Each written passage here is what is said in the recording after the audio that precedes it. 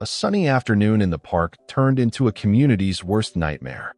8-year-old Maya, in her wheelchair, was excited for the festival. Laughter echoed, music played, until a uniformed officer confronted her. His anger was palpable, his words cruel. What happened next silenced the crowd and ignited a citywide outcry. One slap changed everything. Witnessing it, Maya's father, an FBI agent, rushed to her side, vowing justice. This isn't just a story of one family's fight. It's about a community demanding change. What led to such brutality? How far will a father go to protect his child? The sun bathed Greenfield Park in golden light, casting long shadows across the vibrant summer festival. Children's laughter echoed through the air, mingling with the cheerful tunes of carnival music. Brightly colored stalls lined the pathways, offering cotton candy, popcorn, and face painting. Parents strolled hand in hand with their kids, smiles as bright as the decorations fluttering overhead. 8-year-old Maya Thompson wheeled herself along the gravel path, her eyes shining with excitement. Her wheelchair, adorned with stickers of her favorite superheroes, squeaked softly as she navigated the crowd. Her vibrant spirit was infectious. Maya never let her cerebral palsy define her. Her mother often said she carried the sun in her smile, and today was no exception. This is the best day ever. Maya beamed at her father, Derek, who followed a few steps behind, sipping his coffee. Derek watched her with pride swelling in his chest. As an FBI agent, he was no stranger to the darker corners of the world. But in Maya, he found light. Her resilience reminded him to find joy in life's simplest moments. Today was meant to be about that: joy, laughter, and a break from their usual routine. Maya rolled toward the playground, eager to join the other kids on the swings.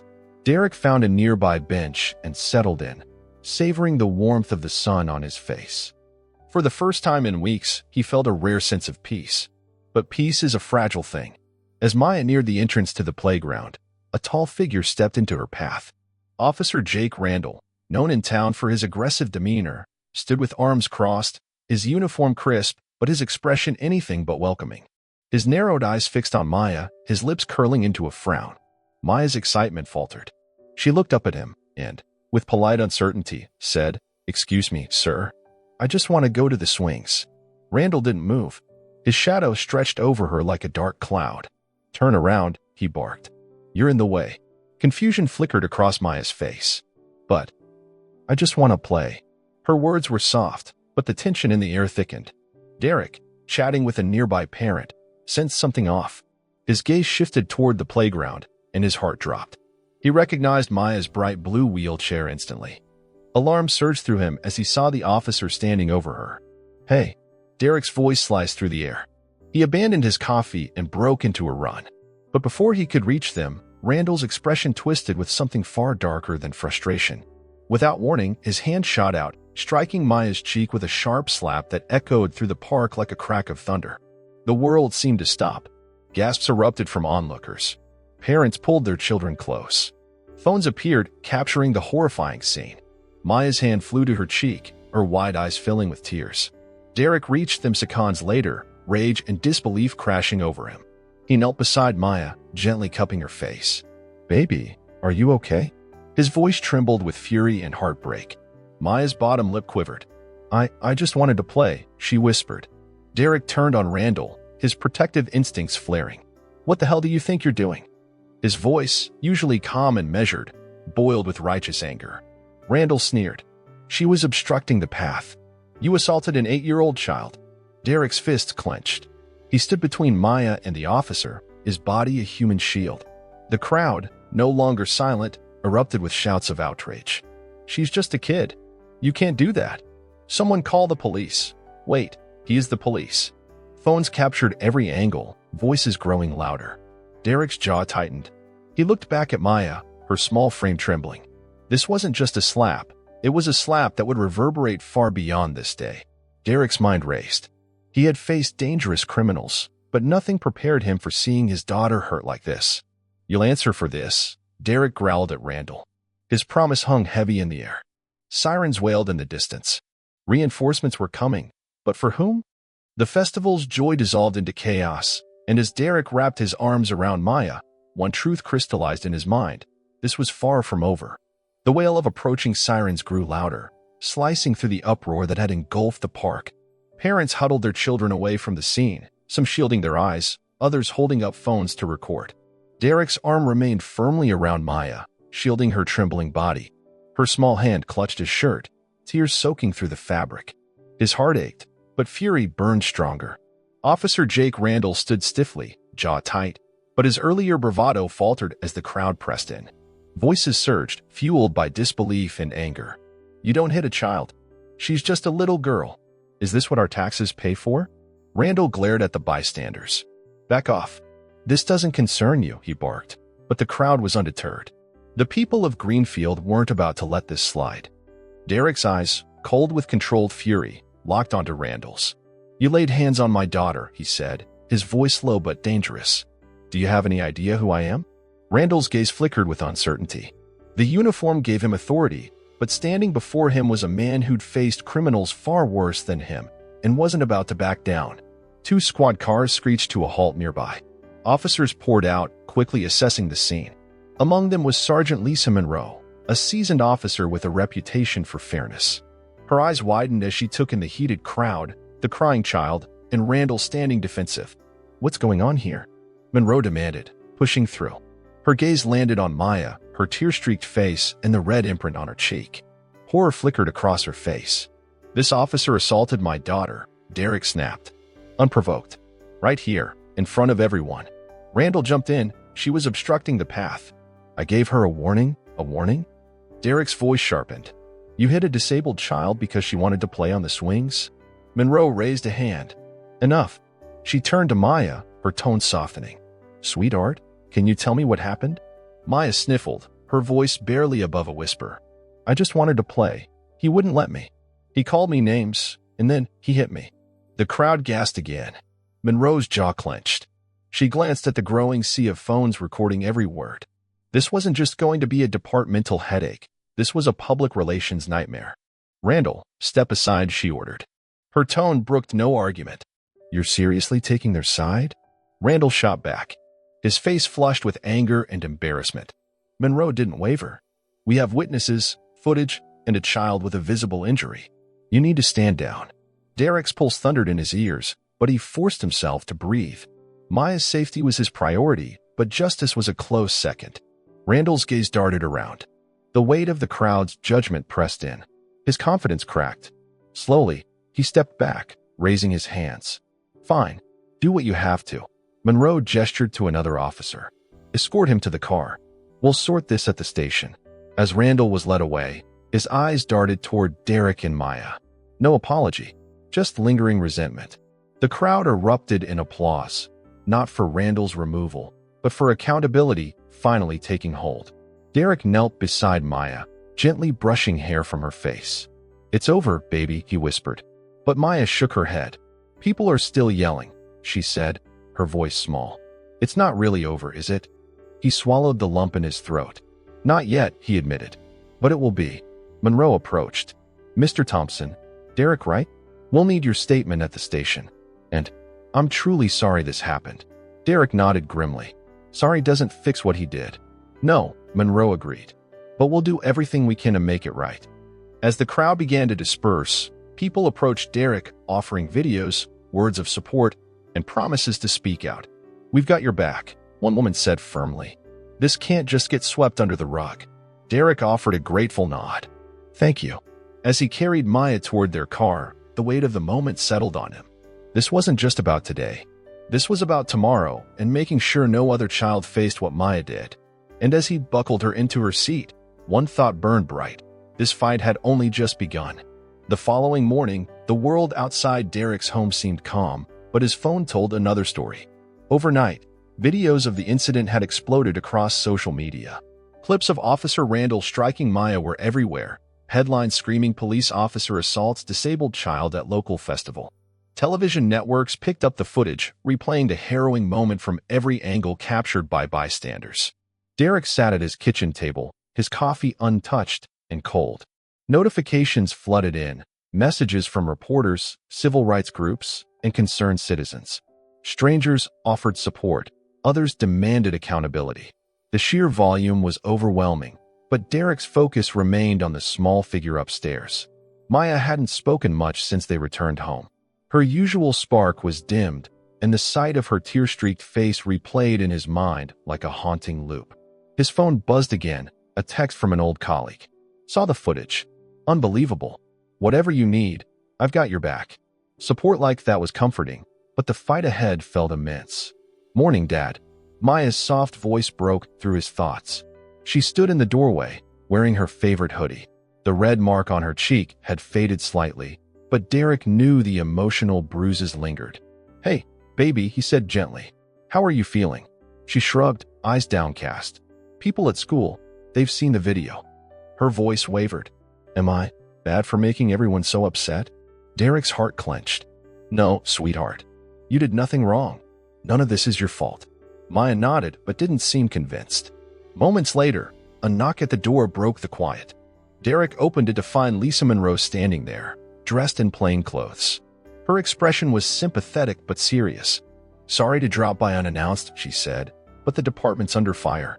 Randall's on administrative leave. Internal Affairs is opening an investigation. Media pressure's forcing their hand. Good, Derek replied, though his tone carried no relief. But that's not enough. Monroe hesitated. You're right, and that's why I'm here. A local advocacy group is holding a rally this afternoon. They're asking if you'll speak.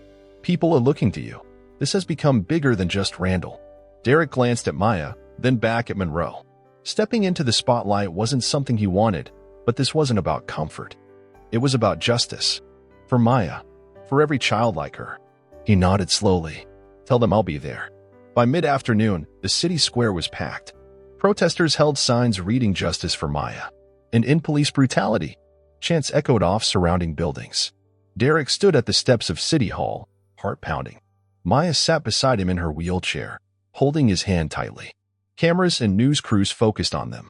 Derek scanned the crowd, families, activists, everyday citizens united in outrage and hope. He took a breath, stepped up to the microphone, and began. My name is Derek Thompson, he said, voice steady but thick with emotion. I'm an FBI agent, but more importantly, I'm a father. Yesterday, my 8-year-old daughter was assaulted by someone sworn to protect her. She wanted to play on the swings. Instead, she was treated like a threat. A murmur rippled through the crowd. Derek glanced at Maya, her small face determined despite lingering fear. This isn't just about my family, he continued. It's about a system that allows abuse of power to go unchecked. It's about every parent who's had to tell their child to be careful around those who should be allies, not dangers. The crowd erupted in applause and shouts of agreement. Signs waved high. Maya squeezed his hand, offering him a tiny, proud smile. Derek's voice strengthened. We can't let this fade into tomorrow's forgotten headlines. We must demand accountability, not just for Randall's actions, but for the culture that enabled them. Cheers thundered. People chanted, Justice for Maya. Justice for Maya. The energy was electric, a spark igniting into a blazing call for change. Derek stepped back, emotions swirling, anger, hope, determination. Maya leaned toward him. Daddy, we're really making a difference, huh? He smiled down at her, pride swelling. Yeah, kiddo, we are. But deep down, he knew this was just the beginning. The real fight was yet to come. The following weeks were a whirlwind. The incident at the festival had evolved into a national conversation. News outlets ran segments on police accountability, civil rights, and the vulnerabilities faced by disabled children. Footage of Derek's rally speech had gone viral. Everywhere he turned, TV, social media, even billboards, there was Maya's face, her story sparking debates and calls for change. Despite the chaos outside, home was where the real challenges lay. Derek found Maya in her room one evening, surrounded by coloring books and school assignments she hadn't touched. Her once bright eyes were distant. Hey, kiddo, he said gently, sitting beside her. Want to talk? She shrugged. People at school stare. Some kids said I'm famous, but I don't want to be famous for this. Her voice cracked. I just wanted to play. Derek swallowed the lump in his throat. I know, baby. None of this is fair. But what you went through, what you survived, it's helping people see that things need to change. Maya was quiet for a long moment. Do you think Officer Randall knows what he did was wrong? Derek sighed. I don't know. But that's why we're fighting, to make sure people like him can't hurt anyone else. Preparations for Randall's trial intensified. Derek's living room transformed into a strategy hub, papers strewn across the table, testimonies being reviewed, footage analyzed. Carla Ruiz, the appointed prosecutor, was sharp-eyed and relentless. "We've got compelling evidence," she said during a late-night meeting. "Witness statements align. Video footage is damning. But Randall's defense will argue stress, miscommunication, anything to muddy the waters." "He hit a child," Derek said, jaw tight. "That's crystal clear." Ruiz nodded. "It should be. But courtrooms aren't always about what's obvious. We need to show intent and disregard for protocol. And, Derek, your testimony will be pivotal." He glanced at Maya, asleep on the couch beside them, her head resting on a blanket. "Whatever it takes," he said firmly. Trial day. The courthouse buzzed with tension. Outside, protesters held signs, while news vans lined the streets. Inside, the atmosphere was thick with anticipation. Derek sat in the front row, suit pressed, hands clasped tightly in his lap. Maya sat beside him, holding a small plush toy, a source of comfort amidst the storm. Randall entered in a dark suit, no uniform to shield him. His face bore a mixture of defiance and unease. Cameras flashed, reporters whispered. The judge called the court to order, and proceedings began. Ruiz's opening statement was powerful. "This case isn't just about an officer's actions, it's about accountability." 8-year-old Maya Thompson was assaulted. She posed no threat, committed no crime. Her only offense? Being a child who wanted to play. The defense countered with appeals for understanding. Officer Randall was under immense stress. Crowds were chaotic. Decisions had to be made quickly. Derek clenched his jaw. Quick decisions? That's what they're calling this? Witnesses testified, parents, festival-goers, even a teenager whose video recording had gone viral. Each account painted the same damning picture. Then, it was Derek's turn. Taking the stand, he steadied his breath. Ruiz approached, voice calm. "Mr. Thompson, what went through your mind when you saw your daughter confronted by Officer Randall?" Derek glanced at Maya. Fear. Rage. No parent should watch their child be hurt, especially by someone in uniform. "And when you confronted Officer Randall?" "I asked why. I wanted to understand what could possibly justify hitting a child." He had no answer. The defense attorney pressed later, attempting to portray Derek as an emotionally driven father clouded by anger. "Mr. Thompson, isn't it true you reacted aggressively at the scene?" "I reacted like any father would," Derek shot back. "Except my anger didn't involve striking an 8-year-old. A murmur rippled through the courtroom. Finally, Maya was asked if she wanted to speak. To everyone's surprise, she nodded. Perched on the witness chair, legs swinging slightly, she said softly, "I just wanted to play. I didn't think grown-ups, especially police, could be so mean." Tears glistened in the eyes of many present. As court adjourned for the day, Derek knelt beside Maya. "You were so brave," he whispered. She smiled faintly. "I didn't want to be scared anymore." Outside, reporters swarmed, cameras rolling. Derek shielded Maya as best he could. "No comments," he said, guiding her to their car. As they drove home, Maya broke the silence. "Do you think we're winning?" Derek glanced at her, then back at the road. "We're fighting, baby. And sometimes, that's how you start winning." The final day of the trial dawned overcast, clouds hanging heavy over the city as if reflecting the tension gripping everyone involved. Outside the courthouse, a crowd gathered, chanting justice for Maya. Signs waved in the chilly breeze, camera crews positioning themselves for the verdict that could echo far beyond Greenfield. Derek adjusted his tie in the rearview mirror, taking a calming breath. Beside him in the car, Maya fiddled with the hem of her dress. Her nerves were palpable, but her gaze held determination. "You okay, kiddo?" Derek asked softly. She nodded. "Yeah, just nervous." "Do you think the jury believes me?" "I think they believe the truth," he reassured her, squeezing her hand.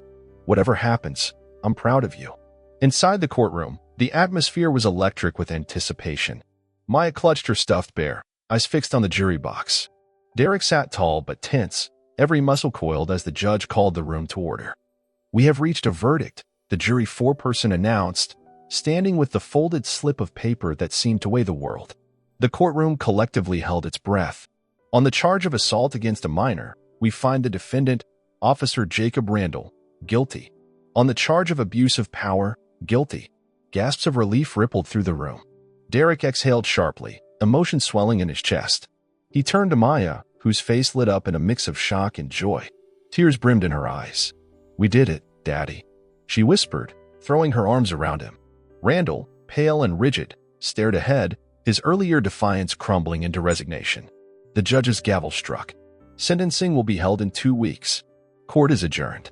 As people filed out, applause broke out in the hallway. Supporters hugged, some wiping away tears. Derek and Maya were swarmed by reporters, cameras flashing like a staccato storm. "Mr. Thompson, how do you feel about the verdict? Do you believe justice was served? What's next for your family?" Derek raised a hand. "Today isn't just about my daughter. It's about sending a message. No one is above accountability." Maya stood up for herself. "We all need to stand up for what's right." Beside him, Maya added softly, "I just hope no one else gets hurt like I did." Her simple, heartfelt words silenced the crowd, the weight of her experience settling over everyone present. 2 weeks later, sentencing day, the courtroom was quieter, but the gravity remained. The judge reviewed Randall's actions and the damage inflicted, not just on Maya, but on public trust. "Abuse of authority erodes the foundation of community safety," the judge said firmly. "Today, we restore some of that trust." Randall was sentenced to 5 years in prison, with mandatory counseling and permanent dismissal from the force. The gavel came down one final time, sealing the outcome. Outside, Derek knelt beside Maya. "It's over," he whispered. "Feels like I can breathe again," she said with a smile. "Can we get ice cream?" He laughed, warmth spreading through the tension that had gripped him for weeks. "Absolutely." Months later, life in Greenfield slowly found a new rhythm. The police department underwent reforms, racial sensitivity training, a civilian oversight board, and zero-tolerance policies for misconduct. Maya's story had sparked more than outrage, it had catalyzed change. At school, she gave a speech about courage. Her classmates listened intently as she said, "Being brave isn't about not being scared. It's about standing up anyway." I stood up, and you can too.